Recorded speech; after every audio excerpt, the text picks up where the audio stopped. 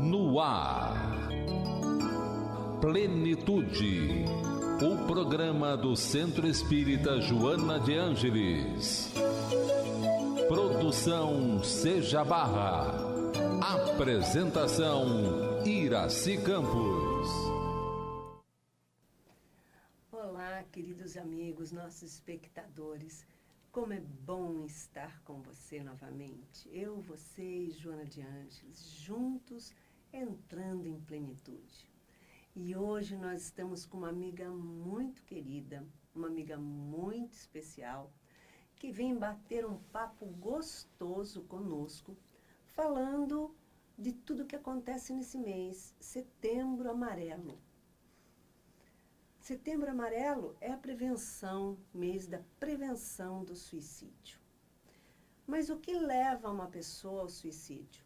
São as emoções, são as dores, as rejeições, os medos, as inseguranças, as insatisfações. E como trabalhar isso na vida? Então, nós estamos aqui para bater um papo especial. Estamos aqui com a doutora Márcia Coronha Ramos Lima. Ela é pesquisadora docente da Fiocruz, na área de farmacologia e imunologia. Ou seja, olha só, cientista, PhD em ciências, olha só que arraso, tá vendo só? Agora, aprofundando também na área de bioneuroemoção. Você tem noção do que é isso? Vai te dar uma sacudida hoje. E a proposta é atualmente unir sua experiência, mais a ciência, mais o emocional, mais o espiritual, e levando sempre em consideração que temos um cérebro. A ciência é importante, as emoções, muito importantes. E também, claro, lógico, muito mais, o nosso comportamento. Como vai, doutora Márcia? Tudo bem? Seja bem-vinda ao Seja. Obrigada, aos Iraci. nossos estúdios. Que bom, obrigada, que bom. É sempre bom estar aqui. Eu adoro essa casa, né? Então, eu me sinto muito à vontade, muito confortável de conversar com você. Estou bem feliz. Ai, que bom. Nós vamos estar em plenitude hoje com Joana de Ângeles. Márcia, Setembro Amarelo. A quantidade de suicídio que tem acontecido, não só no nosso país, mas no mundo, e principalmente jovens, idosos, que isso já não era tanto, não acontecia tanto com idosos, mas idosos também. O que você acha que está levando as pessoas a buscarem essa dor, essa violência contra si próprio? Bom, não só a ciência, mas vários artigos científicos têm mostrado que o estilo de vida no mundo contemporâneo está diferente do estilo de vida do passado. Sim. As nossas doenças no passado eram mais caracterizadas por doenças causadas por vírus, por bactérias, o sarampo, a cólera, a febre amarela. Hoje nós temos medicações, temos vacinas que de alguma forma controlam, gerenciam essas doenças. Não é que elas estejam totalmente fora de perigo, elas estão relativamente controladas, né? Mas as doenças do mundo contemporâneo, elas têm aumentado em relação a essas doenças do passado. E por que elas têm aumentado? Os relatórios anuais da Organização Mundial de Saúde têm mostrado que o Brasil tem aumentado muito o número de pessoas com ansiedade, com depressão e também o número de suicídios. Isso não é bacana para a gente. Nós somos o país da América Latina número 1 em termos de depressão e ansiedade. E aumentando também o número de suicídios. E transtornos do pânico também, e todas as doenças que são primas dessas doenças, né? Então, e por quê? Por que o nosso estilo de vida mudou tanto? Nós estamos com o dia a dia, com uma quantidade enorme de informações, Essas informações nem sempre são de grande qualidade, muito atarefados. Não fazemos muito bem a seleção daquilo que estamos assistindo, trazendo para dentro. Eu costumo dizer que quando a gente se alimenta dos alimentos normais, né? Alimentos que entram pela boca, né? E de líquidos também. E a gente faz uma limpeza através de quê? A gente elimina através da urina, através das fezes, através do suor, através das lágrimas, e a gente, de alguma forma, a gente faz uma limpeza do corpo. E tomara que a gente continue cada vez mais escolhendo alimentos de melhor qualidade. Mas tem outro tipo de alimento que a gente também traz para dentro da gente e a gente não se preocupa muito, que é o alimento mental. Ou seja, com certeza. São os nossos pensamentos.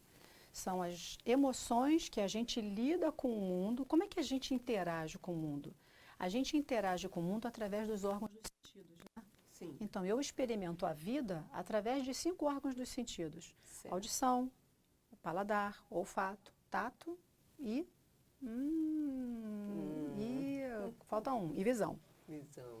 Então, nós interagimos com o mundo dessa forma.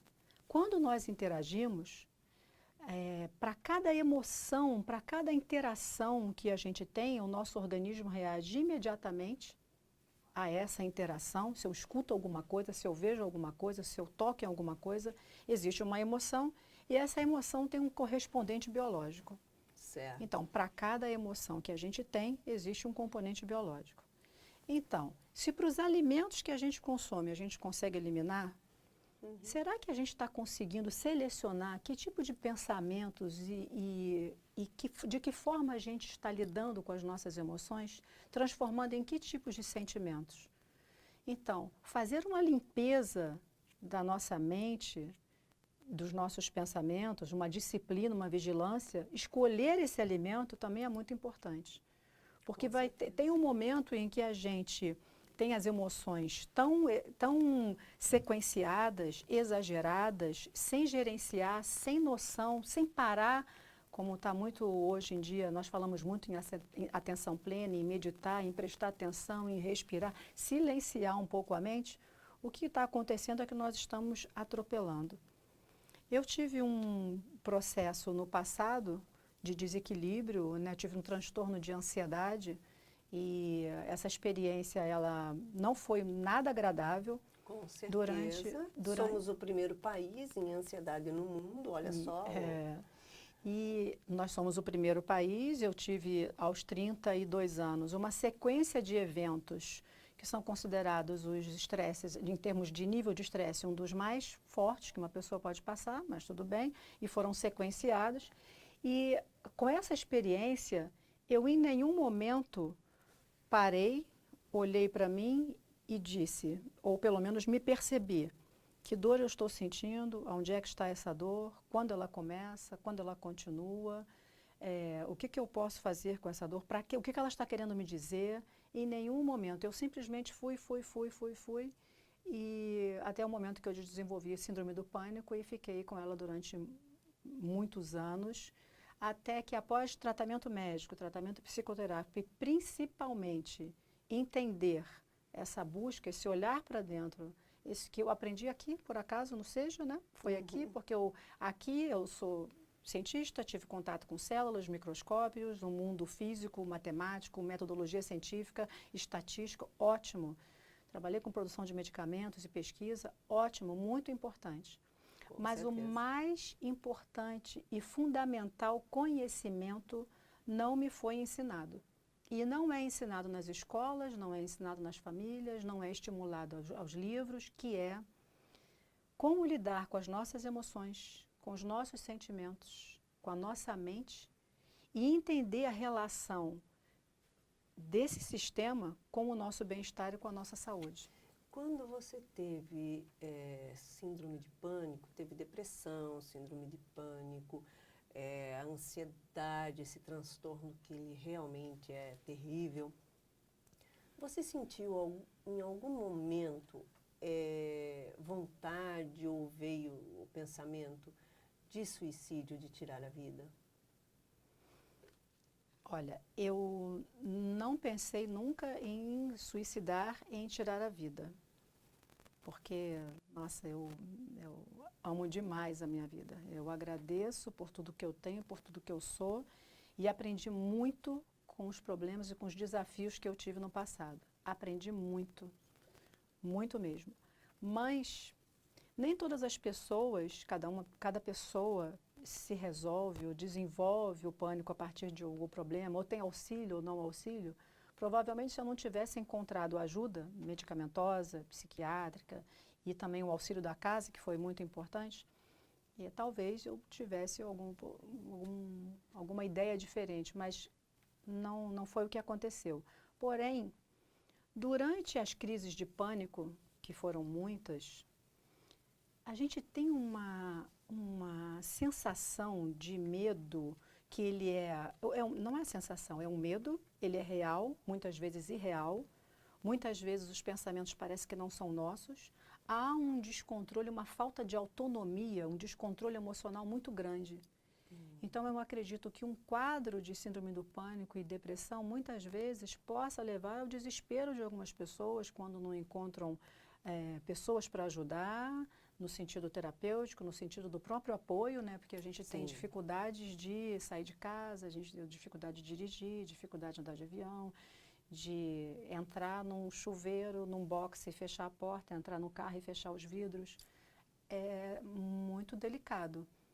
Imagina que as emoções, a forma com que as emoções mal gerenciadas dentro de você desenvolvem uma descarga de substâncias químicas, depleta alguns estoques de neuropeptídeos e de substâncias importantes, né, para que você continue sobrevivendo na sua normalidade, né, no seu equilíbrio. Uma quantidade enorme de hormônios do estresse, porque é medo, ansiedade, e a não aceitação não ajuda muito.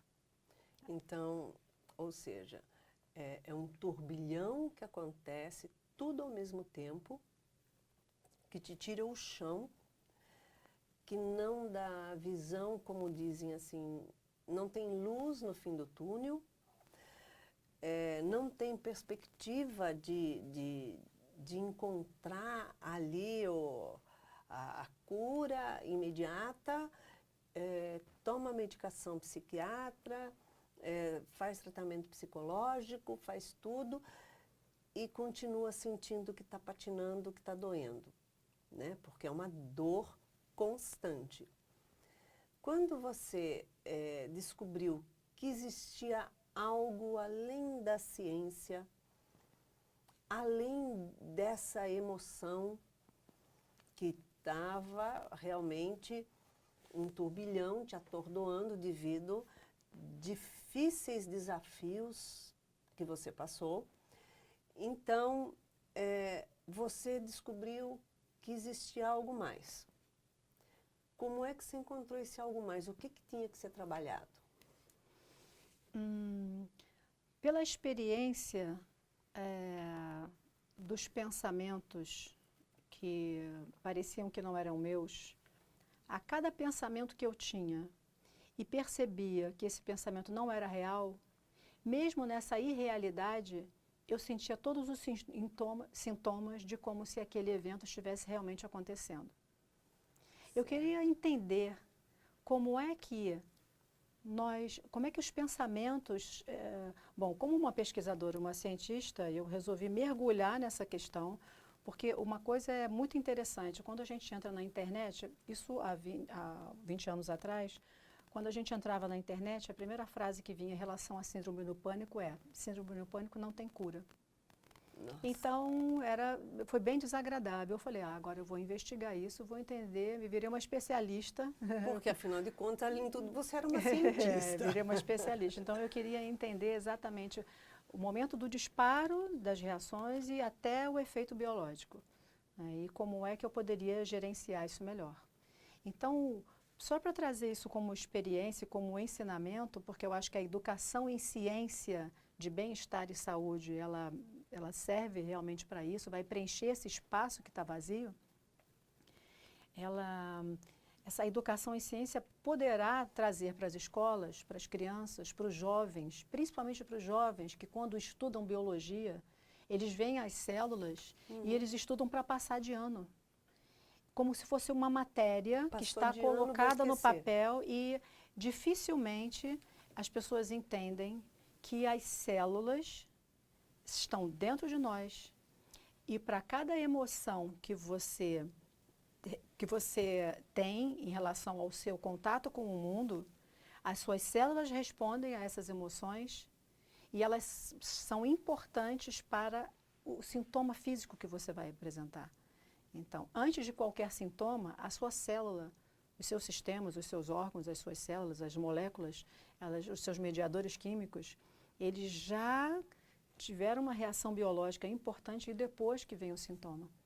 Então, trazer a educação em ciência para as escolas, para os adolescentes, e entender que o mundo biológico, ele é real, ele é verdadeiro, ele é genuíno, ele responde, ele traz dor, né? Ele traz dor, ele mostra para você onde é. Muitas vezes as pessoas passam por cima disso e não se percebem. Ou então saem do emocional, trazem para o córtex frontal, racionalizam e falam, eu não posso sorrir, eu não posso ficar triste, eu não posso ter medo, eu não posso... Sim, a gente pode entender, pode fazer melhores escolhas com aquelas emoções para poder então ter um resultado biológico melhor.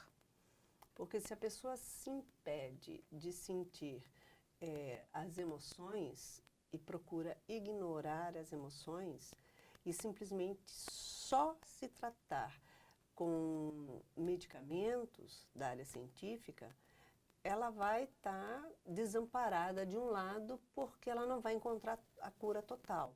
Precisa haver digamos assim, uma ligação ao mesmo tempo, porque está tudo interligado, é isso? Por isso que hoje as pessoas consideram a saúde, né? A saúde é um termo que ela tem uma conotação coletiva, mas também individual, e a saúde do indivíduo ela é integral.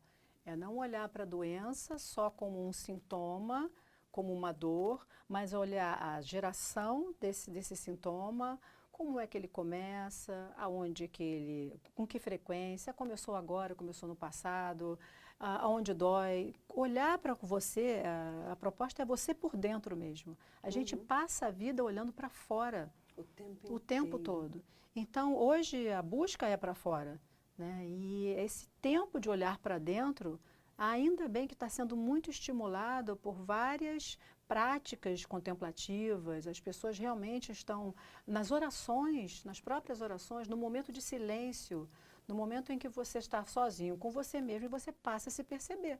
O pensamento é importante para a cura da pessoa? Principalmente a disciplina e a vigilância dos pensamentos. Por quê, Iraci? Quando nós temos alguns pensamentos, emoções e hábitos repetidos em função disso, a gente cria trilhas no nosso cérebro, como se a gente marcasse um neurônio conversando com outro, que conversa com outro, que conversa com outro. E se todos os dias, eu vou dar o exemplo do medo, diariamente eu estimulava a rede, sinapses ligadas ao medo. Medo de qualquer coisa, de qualquer momento, a qualquer lugar. Então, essa trilha de medo foi reforçada todos os dias, eu aumentei a chance de ter medo a cada dia, porque ela foi estimulada. Então, como é que a gente faz para diminuir essa trilha, esse rastro que o medo deixou? Então, agora, na disciplina, na vigilância dos pensamentos, no aparecimento de algumas emoções, como lidar com os desafios, eu já sei. Se eu escolher essa trilha, eu vou voltar a ter os sintomas. Eu posso escolher trilhas melhores, eu posso fazer escolhas melhores. Entendo. Então, a vigilância, a disciplina do pensamento, que não está no corpo físico, das emoções e do nosso corpo emocional e do corpo mental, tudo isso compondo a nossa saúde integral, eu acho que é importante olharmos para todos esses componentes. Márcia, como é que uma pessoa dinâmica, uma pessoa de bem com a vida, super resolvida, com uma inteligência intelectual acima da média, acima do padrão, ou seja, que está a 1000 por hora aí, cientista, sabendo de medicamentos, sabendo, enfim, da vida De repente, bum, surtou, sei lá, deu pane no maquinário, né? E a pessoa entra em síndrome de pânico. Como é que foi isso? O que que você fez? Você procurou um psiquiatra e falou o quê? Como é que foi esse negócio? Bom, não foi nada fácil, foi bem difícil. O mais comum, que eu acho que o acesso que as pessoas têm mais fácil é a internet, né? E é importante que a gente sempre procure sites de maior confiança. Mas na época, como eu já disse, estava escrito: Síndrome do pânico não tem cura. E logo depois eu fui então procurar os médicos tradicionais. E me lembro que a primeira vez que eu entrei num consultório de um psiquiatra, eu disse: doutor, eu acho que estou ficando maluca. E ele disse: não, você não está ficando maluca e você tem todos os motivos para estar sentindo o que você está sentindo. Essa foi a forma do seu corpo colocar para fora toda a emoção que está aí mal trabalhada, que está armazenada, que está, né, o seu corpo está em desequilíbrio e vamos tratar. Eu realmente fiz tratamento com a medicação tradicional, mas não encontrei a cura. Certo. E a partir desse momento, eu não encontrei a cura, mas eu encontrava que foi muito importante, e acredito que todos que estejam assistindo, é muito importante, me ajudou muito o tratamento com medicação, porque me deu equilíbrio, me deu um pouco mais de foco, porque eu já não conseguia ler, eu não conseguia nem fazer oração, não conseguia mais andar de bicicleta, ou seja, muitas coisas que eu fazia com uma certa rotina, eu, como rotina, não fazia mais. Então foi muito bom voltar à vida a partir da medicação tradicional. Mas no momento em que eu interrompesse, o sintoma voltaria, né? Certo. Então eu procurei o olhar para dentro mesmo. Eu olhei para uma pesquisa que trabalhasse com a questão emocional. E foi a partir daí que eu fui encontrando outros caminhos. E como é que foi essa situação? Se você não encontrou ali a sua cura com medicamentos, sendo você alguém que trabalha com um farmaco e, né, com uma capacidade grande de entendimento a respeito disso, aí procura psicólogo, aí procura, sei lá, várias terapias, começa a procurar as coisas e tipo assim, como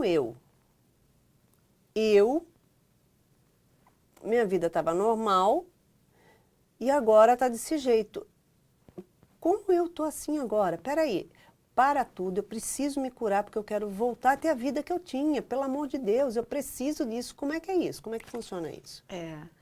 É muito comum as pessoas dizerem: eu quero voltar a ter a vida ou ser a Márcia que eu era antes, né? Lógico que eu pensei nisso também.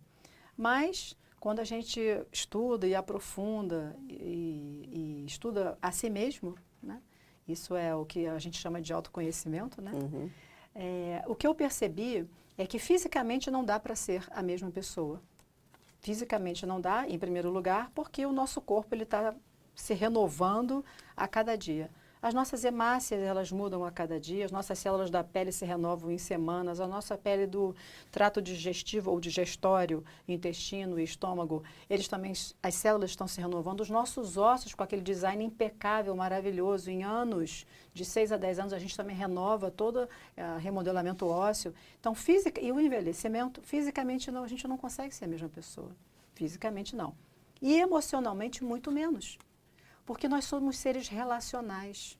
Faz parte da nossa essência. Quais são os nossos sete pilares para a vida? O ar, a água, o alimento, o abrigo, as relações, a criatividade, senão a gente não faz fogo, a gente não consegue sobreviver com o que vivemos. E tem outros que provavelmente eu tenha esquecido, mas ser relacional, nós nos relacionamos e é muito difícil viver sozinho. Para cada experiência que a gente tem, para cada aprendizado, a gente cria trilhas no nosso cérebro. Quando a pessoa quer voltar atrás, porque, tipo assim, a minha vida virou de ponta cabeça, eu tenho pânico, eu perdi tudo, então não tenho pânico ainda, tenho depressão, mas eu perdi tudo que eu tinha, tanto financeiramente, como no relacionamento, família, enfim. Eu quero voltar a ser a pessoa que eu era, eu quero voltar a ter o que eu tinha, eu quero voltar a ser aquela pessoa de trás. Isso, ou seja, é impossível qualquer pessoa voltar a ser o que ela era no dia anterior. É isso que você está dizendo. Tanto como médica, tanto como pesquisadora, que tem um vasto conhecimento, como pessoa que vivenciou, teve uma experiência enorme de dor, de dificuldade, e a pessoa que superou. Porque você superou, você venceu. Exatamente. Você diz isso de cadeira, então. Impossível voltar a ser o que era. Algumas pessoas escolhem estacionar ou então não querem lidar com o problema e podem passar a vida inteira usando medicação, mas não foi a escolha que eu fiz. A escolha que eu fiz é entender, procurar pesquisar e entender, olhar para dentro e me conhecer melhor para que eu, aos poucos, pudesse então lidar melhor com as emoções. E por mais que eu tivesse, como pesquisadora e como quem estuda a saúde e a doença, a gente tem a noção de que o emocional altera toda a nossa estrutura de resposta imunológica, que a gente fica mais suscetível a doenças, né, e etc. Mas a questão emocional, essa dor que era uma dor que não se expressa, ela não é física, ela é dor mais, como se diz, dor de alma, né? É uma dor diferente da que a gente está acostumada a lidar, né? Nos laboratórios, com as células, né? Sim.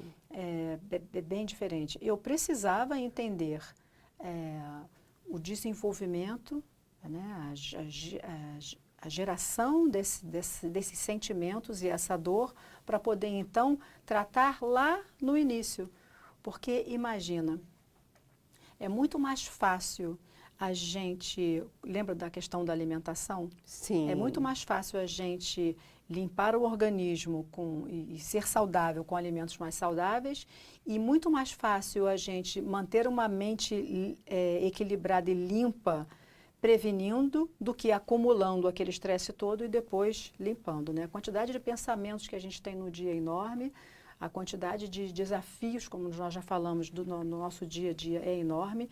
E uma coisa interessante é que não somos só nós que estamos pensando nisso, o Brasil porque está numa situação delicada, não é, o mundo está pensando nisso.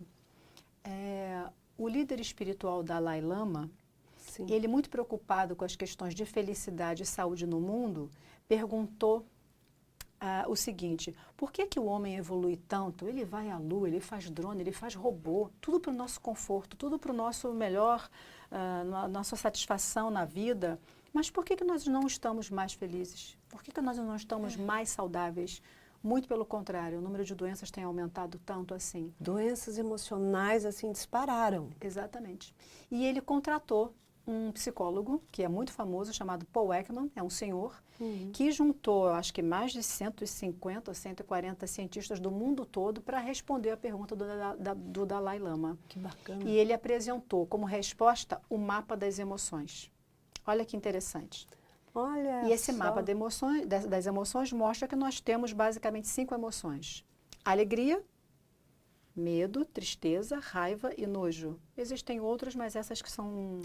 Vamos resumir mais aqui fortes. como essas. Então, nós temos a proposta, surgiu até o filme Divertidamente, né, em função dessa descoberta. E a proposta, então, é que a gente olhe para essas emoções, né, que elas não estão fora da gente, elas estão dentro da gente, elas acontecem dentro do corpo, acontecem biologicamente dentro das nossas células, né? A resposta à interação com o mundo traz uma resposta biológica e entender que resposta é essa, olhar para ela sem medo, sem vergonha, sem esconder de ninguém, porque é muito comum, né? As pessoas terem vergonha de dizer que estão com síndrome do pânico ou de falar sobre a depressão. A pessoa tem vergonha de dizer que está em depressão. Eu tive por um bom tempo. Hoje eu falo tranquilamente e eu acho que o que eu puder, se eu puder despertar em uma pessoa a vontade de pesquisar sobre si mesmo, de entender os motivos e para que aquele sintoma, o que ele está querendo dizer, o que aprendizado tem por trás daquilo, se despertar uma pessoa, meia pessoa, já para mim já é incrível. porque eu demorei muito tempo para encontrar as respostas. Logicamente, eu não posso dizer que nada aconteceu, realmente aconteceu, mas o que a gente faz com o que acontece na nossa vida, a responsabilidade é nossa, né? Então... Sim, a sua vida jamais voltou a ser, em qualquer ponto, o que ela era antes dessa experiência, desse aprendizado. Exatamente. Agora, existem muitos trabalhos, estudos que somam, né? Vão linkando uma coisa na outra, emoções, relacionamentos, ciência. Como é que é isso? Olha, a ciência tem adiantado, está bastante adiantada em relação a esse tema. E que bom, né? Porque até pouco tempo atrás, ciência e as questões emocionais, metafísicas e espirituais, elas caminhavam muito distantes uma das outras, né? Total. Então, hoje a gente tem uma quantidade muito importante de artigos científicos mostrando a relação das emoções, a relação da nossa mente, né, comandando o comportamento do nosso corpo. O efeito placebo é o mais conhecido, né? O efeito placebo quer dizer, a pessoa está doente, ela toma um comprimido que se assemelha a um comprimido de farinha, acreditando que aquele comprimido vai curá-la, e quando ela administra, e quando ela faz uso dessa medicação, ela melhora. Que componente é esse que não está no medicamento, mas que está na percepção da pessoa, na emoção daquela pessoa, na mente daquela pessoa que acredita que ela vai ficar boa e realmente fica, né? Com certeza. Isso a partir daí, vários estudos já têm mostrado resultados muito positivos em relação a essa questão da mente, do cérebro, do otimismo, da vontade, das práticas. Essas práticas de atenção plena e meditativas têm crescido bastante na área científica, os seus resultados e todo o mapeamento do cérebro. Os experimentos utilizando ressonância magnética nuclear têm mostrado, após esse tipo de prática, expansão de algumas áreas do cérebro, trazendo mais atenção, mais criatividade, mais felicidade. Existe um trabalho muito interessante que foi feito pelo Google, pela empresa Google. Olha. Entrou um programa dentro da empresa chamado Search Inside Yourself, que quer dizer pesquisa sobre você, ou você por dentro, né? E o que eles fazem praticar com os colaboradores da Google as práticas contemplativas, meditação, entre outras, e práticas que estimulem a compaixão. Olha que bacana, Iracy. E o que eles fazem é treinar todos os colaboradores diariamente a treinar a escuta um do outro. Então, eles diariamente são quase que obrigados mas deve ser um prazer, né? Conversar com um colaborador, escutar, reproduzir o que aquele colaborador está falando, e esse momento de silêncio e de escuta ativa, faz com que aumente a área de compaixão, de empatia no cérebro dos colaboradores. Por que isso? Não é só para a pessoa, é para quando eles forem produzir os seus conteúdos para o público, eles tenham aquela área expandida e possam beneficiar o público não só com as questões financeiras, mas a questão da troca, de se colocar no lugar do outro. Então, tem várias experiências sendo feitas no mundo afora. Tem uma cientista que ela que nem eu, ela é doutora em biologia molecular e celular, ela é dos Estados Unidos, e ela se machucou, foi a um fisioterapeuta, e ele detectou um grau de ansiedade nela muito importante e sugeriu que ela fizesse algumas práticas meditativas. Ela percebeu nela mesma uma menor ansiedade, uma recuperação mais rápida do sintoma que ela estava sentindo, e hoje ela é especialista nisso e trabalha mapeando as áreas do cérebro que expandem mais, ou até mesmo as áreas de estresse que diminuem em função dessas práticas de atenção e de meditação, de olhar para dentro e de cuidado com si mesmo. Então, acho que é um caminho muito importante. Ou seja, agora essa atualidade, ela está sendo transformada e direcionada para o ser íntimo, né? Para o mergulho interior, para uma análise do que eu sou, o que eu fui, o que eu fiz e o que eu tenho projeto de ser. Exatamente. E Joana de Ângeles, muito moderna, muito contemporânea, fala sobre isso.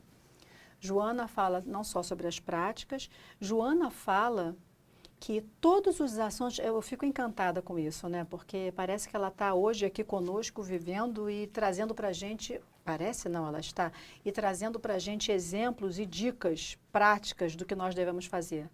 No livro Encontro com a Paz e com a Saúde, que nós trabalhamos aqui na casa, tem um momento do livro que Joana fala, todos